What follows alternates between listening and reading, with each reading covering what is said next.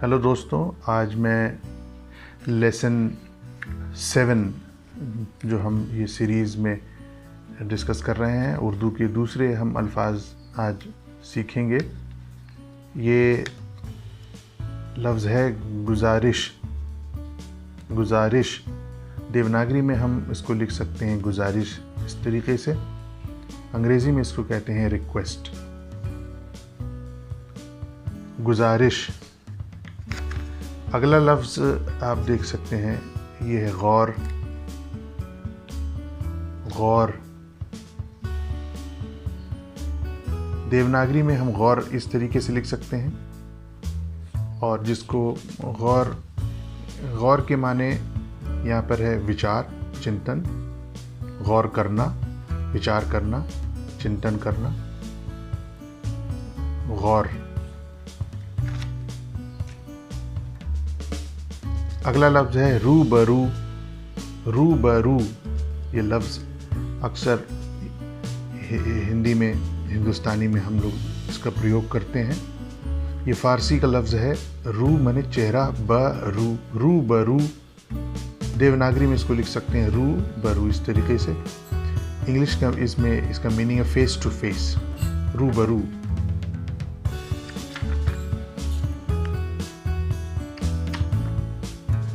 अगला लफ्ज़ है बहरहाल।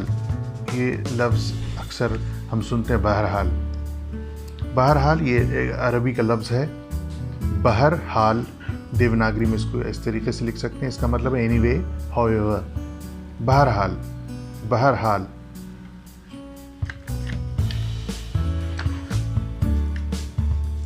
ख्याल ये लफ्ज़ है ख्याल। ख्याल, ख्याल ये देवनागरी में हम इसको ख्याल ऐसे लिख सकते हैं। केयर अंग्रेजी में यानी केयर, ख्याल करना, केयर करना, ख्याल करें।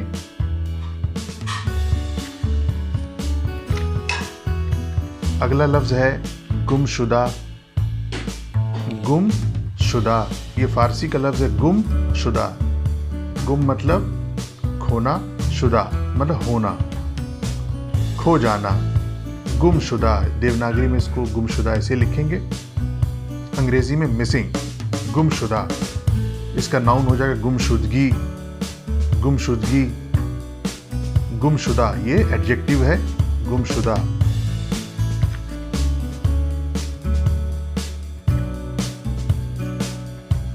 अगला लफ्ज़ है कबूल। कबूल देवनागरी में हम इसको ऐसे लिखेंगे कबूल। अंग्रेजी में इसको कहते हैं एक्सेप्ट। एक्सेप्ट।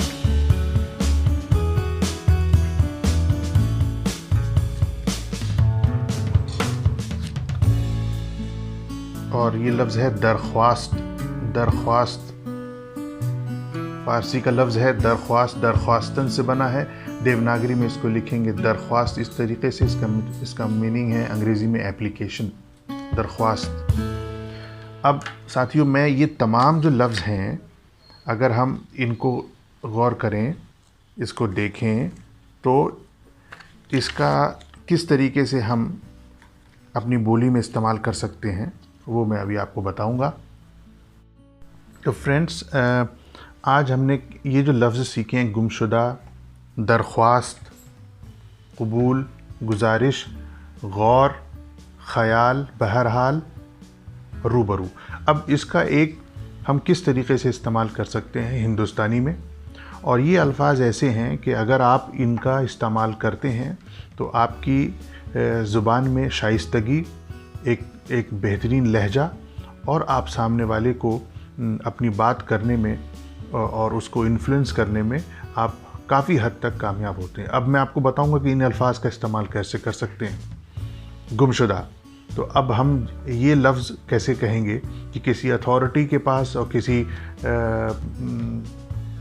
एजेंसी के पास हम जब जाते हैं, जैसे मिसाल के तौर पर आप पुलिस के पास गए, तो आपने कहा कि महोदय, मेरा ये सामान और या फ़ला शख्स गुमशुदा हो गया है, जिसकी दरख्वास्त मैंने जमा कर दी है, आप इसको कबूल करें और आपसे गुजारिश है कि आप इस पर गौर करके इसका ख्याल करें ताकि ये हमारा गुमशुदा सामान मिल जाए।